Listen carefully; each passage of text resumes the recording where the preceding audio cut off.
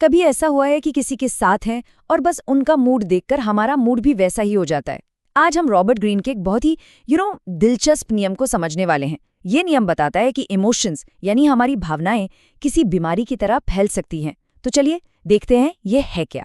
सवाल सुनने में थोड़ा अजीब जरूर लग सकता है ना, कि भाई मूड कैसे सर्दी जुकाम की तरफ फैल सकता है। पर सच कहूं तो यही आज की हमारी बातचीत का सबसे जरूरी हिस्सा है। हम यही पता लगाएंगे कि कैसे दूसरे लोगों के इमोशंस, अच्छे हों या बुरे, बिना पता चले हम पर अपना असर छोड़ जाते हैं। तो रॉबर्ट ग्रीन का 10वां नियम एकदम सीधा और साफ है। वो कहते हैं, दुखी और बदकिस्मत लोगों से बचो। अब इसका मतलब ये बिल्कुल नहीं कि किसी की मदद ही ना करें। नहीं, इसका मतलब ये समझना है कि कोई अगर लगातार नेगेटिविटी फैला रहा है तो उससे खुद को कैसे बचाया जाए।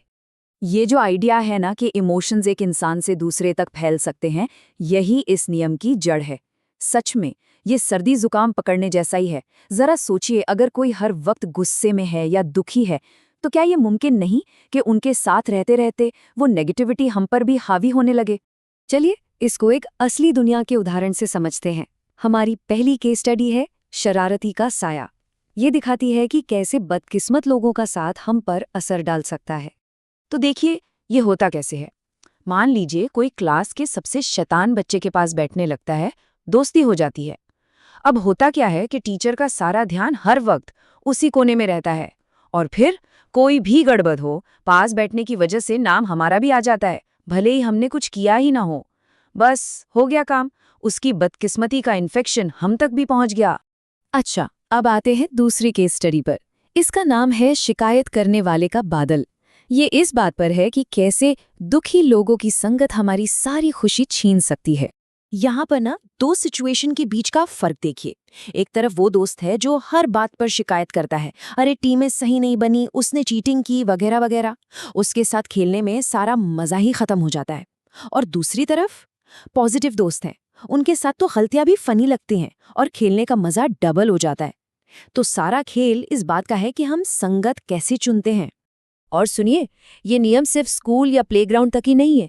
नहीं, ये आज की डिजिटल दुनिया में भी उतना ही लागू होता है, जैसे कि ऑनलाइन गेमिंग में।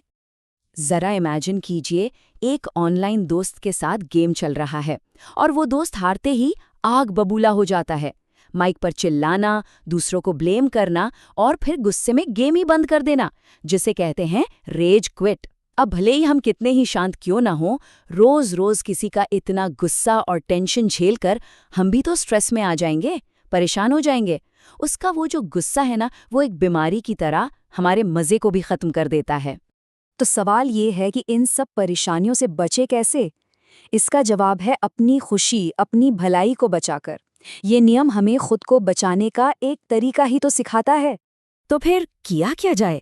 देखिए, सबसे पहले तो ये समझना होगा कि कुछ लोग अपनी आदतों की वजह से ही मुश्किलों को बुलावा देते हैं और उनको बचाने के चक्कर में हम खुद भी डूब सकते हैं। इसीलिए खुश और पॉजिटिव लोगों का साथ चुनना ये कोई मतलब परस्ती नहीं है, बल्कि अपनी मेंटल पीस और खुशी को बचाने के लिए एक बहुत ज़रूरी कदम है।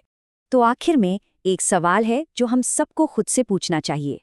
हमारे आसपास के लोगों में से कौन हमें एनर्जी देता है और कौन हमारी एनर्जी खींच लेता है?